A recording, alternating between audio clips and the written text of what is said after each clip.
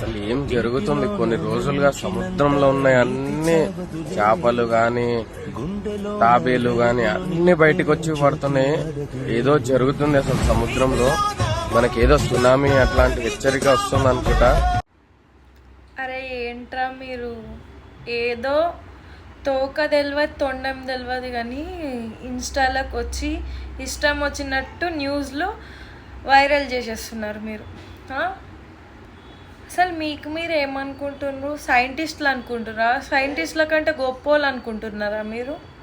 First తెలుసుకోండి. మొత్తం ఏదన్నా న్యూస్ వచ్చిందంటే చాలు మన చెవుల వరకు దాన్ని వైరల్ చేసేయాలి. అలా ఎట్లాంటి వీడియో అయినా ఏదైనా కానీ దాన్ని మాత్రం వైరల్ చేయాలి. అదే కదా.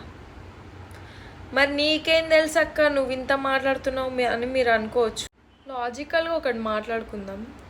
సముద్రంలో మీరు పని చేయట్లేదు, నేను పని చేయట్లేదు. సో మీకు ఎందుకు? వచ్చిన ప్రతి ఒక్క వీడియోని వైరల్ చేసి చూడే, దాని గురించి ముక్కు ముఖం తెలుసుకోకుండా ఫస్ట్ ఈ వీడియో చూడండి, మీకే అర్థమవుతుంది. అలా వర్క్ చేసే అన్ననే మాట్లాడుతున్నాడు, చూడండి. సో మహాసముద్రంలో ఏదో జరగబోతుందని చాలా మంది భయపడిపోతున్నారు.